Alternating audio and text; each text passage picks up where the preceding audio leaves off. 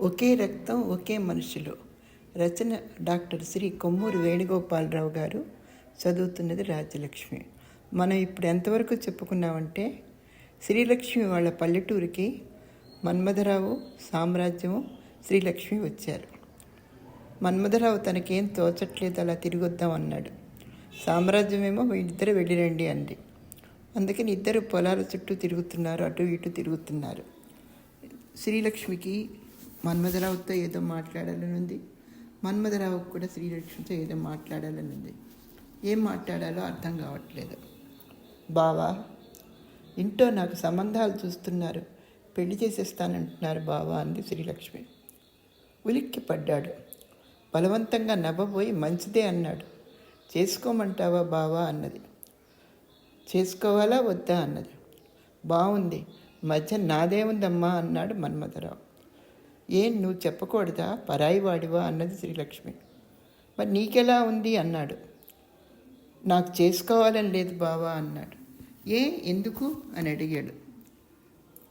ఎందుకో నాకు తెలియట్లేదు బావా అంది. పెళ్ళైతే నీతో ఇలా షికార్లు కొట్టడానికి వీల్లేదుగా అనేసి నవ్వేసింది. అంటే ఒకవేళ పెళ్ళైతే బావా నీతో నేను తిరగలేనుగా అన్నట్టు అర్థం వచ్చేటట్టుగా అనేసింది. అతనికి ఒక క్షణం ఆశ్చర్యం వేసింది.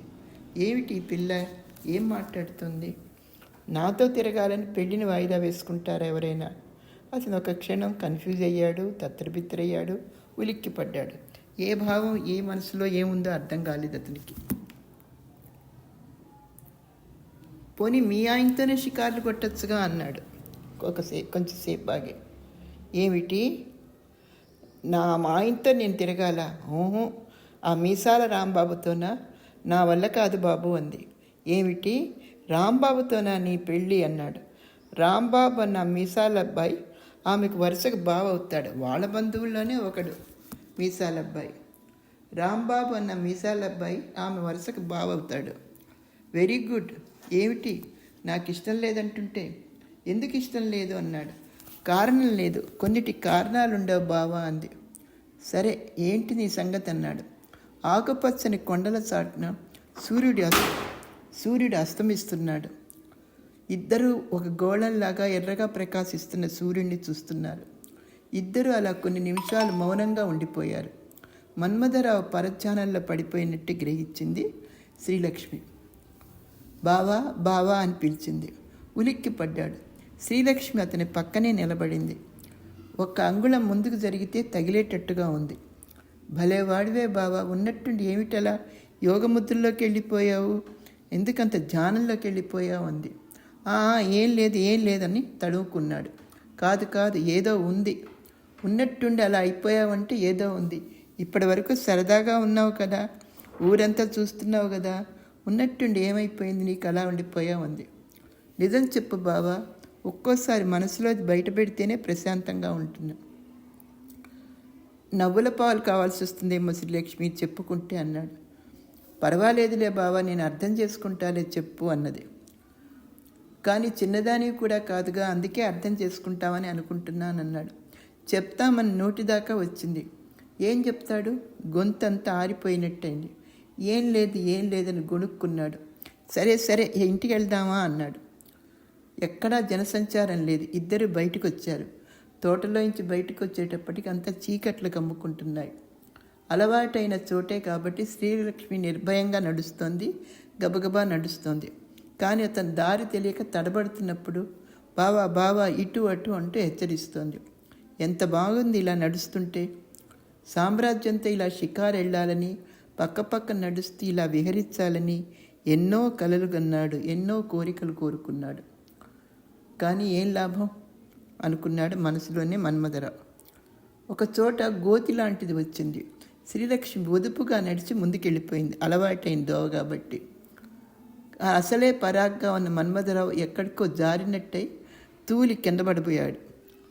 అంతే, బావా నడుస్తూ మెరుపులాగా వచ్చి అతని చెయ్యి అందించింది, గట్టిగా పట్టుకుంది. ఆ చెయ్యి ఆసరాగా చేసుకుని అతను పడకుండా నిలదొక్కుని థ్యాంక్ యూ బేబీ అన్నాడు. చేతిని మాత్రం విడవలేదు. ఆ చెయ్యి గట్టిగానే పట్టేసుకున్నాడు. ఎక్కడో ఏదో లోకాల్లో విహరిస్తున్నట్టుగా ఉంది. మత్తుగా అయాచితంగా లభించిన విచిత్రంలాగా ఉంది. బావా అన్నది శ్రీలక్ష్మి. ఊ అన్నాడు. మనం ఊళ్ళోకి వస్తున్నాం బావా అంది. అతనికి అర్థం కాలేదు. చెయ్యి వదులు, ఎవరైనా చూస్తారన్నది మృదువుగా. ఓహో సారీ అంటూ చెయ్యి వదిలేసేసాడు. ఇంట్లోకి వస్తుంటే మంచం మీద పడుకున్న సామ్రాజ్యం మొత్తం మీద అన్నంత పని చేశారు. ఈ చీకట్లో ఏమైపోతారో అని భయపడ్డాను. బాగా చీకటి పడిపోయింది. ఏమీ కాలేదక్క, ఇదిగో మీ ఆయన్ని పదిలంగా తీసుకొచ్చాను, నీకు అప్పగిస్తున్నానంటూ నవ్వేసింది. మన్మథరావు ఏదో తప్పు చేసినట్టు కుంచుకుపోతూ కాళ్ళు కడుక్కుందామని శ్రీలక్ష్మి వెంట లోపలికి వెళ్ళాడు. ఒకరి వెంట ఒకరు అలా లోపలికి వెళుతూ ఉంటే సామ్రాజ్యం వాళ్ళిద్దరిని ఆశ్చర్యంగా వింతగా తిలకిచ్చింది. ఆమె కళ్ళల్లో ఏవో వింతకాంతులు వచ్చేసాయి. ఆలోచనలు చాలా చిత్రమైనవి. ఎంతో త్యాగశీలిగా కనిపించే మనుషుల్లో కూడా ఇలా స్వార్థబుద్ధితో కూడిన ఆలోచనలు వస్తాయేమో, కానీ కొంతమందికి అవి బహిర్గతం కావు. అలాంటి అవకాశాలు వచ్చినా నిర్దాక్షిణ్యంగా ఆలోచనలను తొక్కేస్తారు. భర్తని శ్రీలక్ష్మిని అలా ఒకరి పక్కన ఒకరు చూస్తుంటే సామ్రాజ్యానికి ఏవో ఆలోచనలు వచ్చేస్తున్నాయి. అంతలోనే జాలి వస్తోంది. మళ్ళీ వణికిపోయేటట్టుగా అనిపిస్తోంది.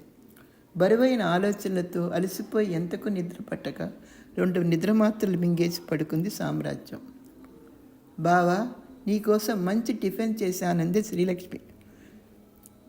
టిఫినా? స్వీటా హాటా అన్నాడు. హాటే బావా అంది. అంటే శ్రీలక్ష్మి పొద్దున్నే వంట వార్పు అన్నీ చూసుకుంటుంది కాబట్టి మంచి టిఫిన్ చేశాను బావా అని కాసేపు అతనితో మాట్లాడింది. అతను కూడా స్వీటా హాటా అని అడిగాడు. నాకు హాట్లు పడవలే, అందుకే అన్నాడు. పర్వాలేదు చెప్పు అని మళ్ళీ వెళ్ళి జంతికలు తీసుకొచ్చింది. అమ్మా, ఇన్ని జంతికలే నేను తినలేను బాబు అన్నాడు అతను. నేను ఎదురుగుండా కూర్చుంటే ఓపిక అదే వస్తుందిలే, తిను అంటే అతను ప్లేట్కి ఇచ్చింది. ఇద్దరు ఎదురెదురు కుర్చీల్లో కూర్చుని కబుర్లు చెప్పుకుంటూ తినటం మొదలుపెట్టారు. ఎన్ని గంటలు గడిచినా కూడా ఇలా వెళ్ళిపోతుంది కాలం అనుకున్నాడు.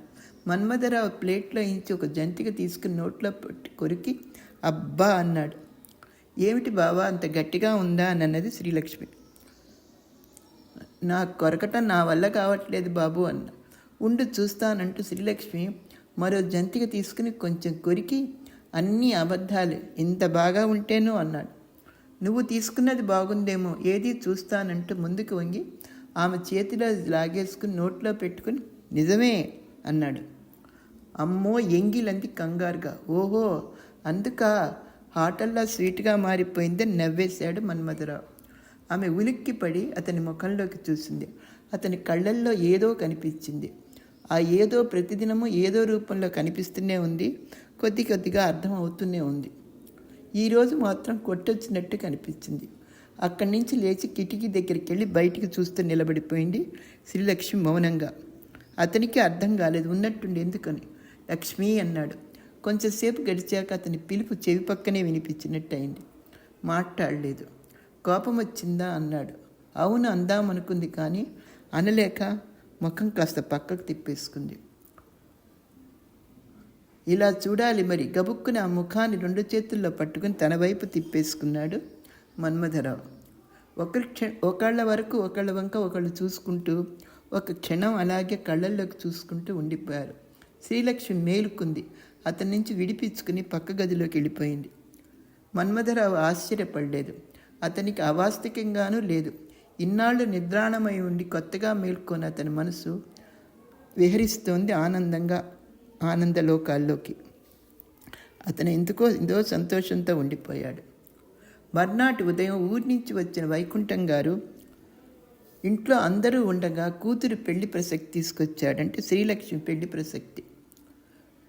ఆయన వైఖరి చూస్తే ఈ సంబంధం ఖాయం చేసుకునేటట్టుగా అనిపించింది. నాన్న నాకు ఈ పెళ్లి వద్దు నాన్న అన్నది శ్రీలక్ష్మి. అదేమిటే అన్నారు ఆయన తెల్లబోయి. అదంతే, నేను చేసుకోను నాన్న అంది. ఈ సంబంధం చేసుకోవా లేక అసలు పెళ్ళే చేసుకోవా అన్నారు ఆయన. నేను అసలు పెళ్ళే చేసుకోను నాన్న అంది విసురుగా. ఇది చాలా పెంకిది అనుకున్నాడు ఆయన. కానీ కొన్నిసార్లు చాలా న్యాయంగా కూడా ఆలోచిస్తుంది అనుకుంది సామ్రాజ్యం. ఆ అమ్మాయి మనసులో ఇంకేమున్నాయో. నాన్న, మనం ఇతరుల గురించి ఆలోచించినట్టే ఇతరులు కూడా వాళ్ళ గురించి వాళ్ళు కూడా ఆలోచించుకుంటారు కదా నాన్న అన్నది సామ్రాజ్యం.